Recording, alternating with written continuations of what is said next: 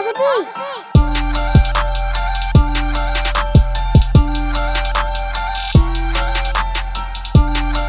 So I'm right here with Raul Jr., the Godfather. How you doing today, my brother? How you doing? Man, this is really one of the originators of Chicago, man. One of the first ones to get this started, man. And we're gonna hear his story right now. How long you been cutting for, man? How'd you get started? I've been cutting hair for over 40 years. Started at the age of 12, cutting a friend's hair in his ear at the same time, which I thought that was funny. The barbershop was my dad. My dad was cutting hair in the late 50s, early 60s on Division in Washington. Barbershop called the San Juan Barbershop.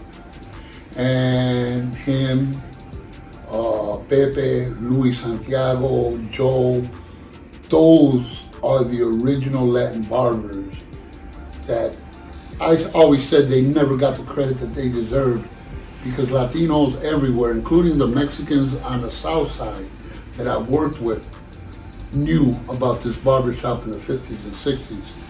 They were well off. There's a picture of them up there where everybody was mandatory to wear a suit and a tie. Keep the shoes shiny. Original. And they looked like mafia men, but they were professional barbers, and all they wanted to do was come to the United States and leave. Right. And they were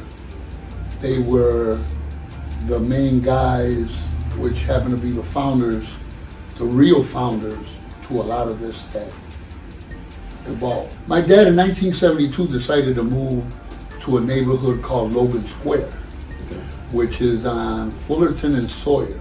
Yep. And at that time, we were the only Latinos on that block. There was a lot of people were skeptical, little racism. People were, you're Latin, you know. And my dad struggled, and he put the barbershop there, and he made it. He made it there for 32 years. Wow. That's the original barbershop that, even though I was groomed with San Juan and diapers running around the barbershop on Division, my home was La Ideal Barbershop, Barbería La Ideal, which was my dad's for 32 years at the 3200 block of Fullerton. The ones that I started with were my dad and Victor Soto, my dad's right-hand man. Then barbers came in and out. You know, you had Miguel. You got a barber that is still cutting hair at the age of, in the 80s. He lives in Florida, named Manuel, my dad's real good friend. And there's this was the evolution. These were the guys that made it happen. Do you think the style of fades and linings and graphics, does that come from Chicago, man, or did you see that? Okay, I'm going cities? to explain my theory. You know, I've been taught by the best to look outside the box. Right. Don't look at it from inside. Step out and look at it outside. Right. Fades, ball fades, and all them type of haircuts, they were doing them in the early 1900s. Right. That was a basic. The gangsters that kept the white wall all the way up to up here, that was a fade with a drop. Yeah. That was all. Yep. Even a bad barber that knew how to put a bald spot on the side of your head, line you out in the back, he was a barber. Right. And they've taken it to another level. If you look at movies in the early 1900s, in the 50s, the 30s, the 20s, the 20s, the 30s, the 40s, the 50s, the 60s, you are talking about barbers, people that were wearing fades, comb over, pompadours, any hairstyle. Now they got, you know, we got this thing where a lot of people don't do it, but we used to years ago bring this real high up where it was noticeable. In Spanish, it was called banda blanca, white wall. You know, and the purpose of that is so you could, if you're on TV, you could actually see that it was clean. Wow. But But at the same time, you could distinguish your glasses from the lining. right. So people did that. In the Army, they were getting messed up haircuts. But there had to be a point where somebody was talented enough to say, I could fade them out instead of leaving a line. Because you got to remember, we were wearing look like a bowl cut, right. And we thought that was cool. Right. All right, now you see somebody with a bowl cut, you be like, Baba, who's your barber? Yeah. Yeah. So it has gone a long way, and it's still the same. But now, as far as the graphics and Okay. freestyle, Well, I gotta go like this real quick because this is where I really get to tell the story. My father had a TV on a stand that we watched news. We watched all the news. When I was young, I liked to watch MTV. In my barbershop back then, if you got a haircut with me, you had to wait 4 hours. wow. You know, from the time that the first guy sat here to the end of the row that my father made a bench. You guys didn't do it was no appointments, man. It was just Walk in. Walk in. You man. just walk in, get in line. Get in line. Yeah. People waiting. So we were a walk-in barbershop that was real famous for it. Years later, people will tell me on social media, man, I remember when your old man was a beast cutting hair.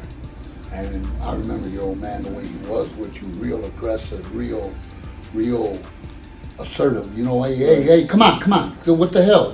Hey, you don't do it like that. Right. You want to learn, stop, you know. And he was rough on me. But you know what? I don't think I'll get sentimental, but a little choked up I will. Everything that my dad did to me is the reason that I'm standing here talking to you today. Absolutely, man. And he had a little TV, and the little TV, we were watching MTV on there. Downtown Julie Brown was a host. I want to say the late 80s, early 90s. And Vanilla Ice got on the show. Wow.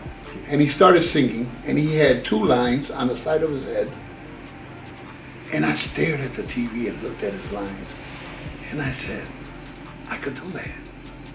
And New York was getting credit for starting with the graphics, which I recognized. You know, New York, them guys were getting 1, 2 lines. And I one day said, I could do that. And when I watched that, the guy sitting that was getting a haircut says, could you do it on me?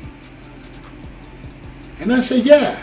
And you know, when you're talented and you know what you're doing and you're assertive about what you're gonna do, you do it the way your mind tells you to do it, the way your heart tells you to do it.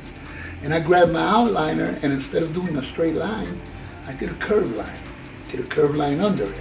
Did a line across it, cleaned it up, wet it a little bit, put the razor on it, and there you go. That was my first graphic.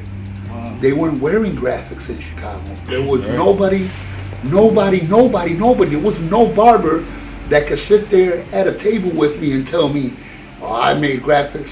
New York knew about Junior. California knew about Junior. Because I always say that you don't have to brag about who you are. Your customers are going to do it. Right. And I've had people that travel and they'll be like, man, I was telling these guys about the way you cut hair, and I was like, wow, that's beautiful. Well, to finish off the story about the design, I did the design on the kid, he loved it. The guy that was sitting in the chair says, little kid said, you're the godfather of hair.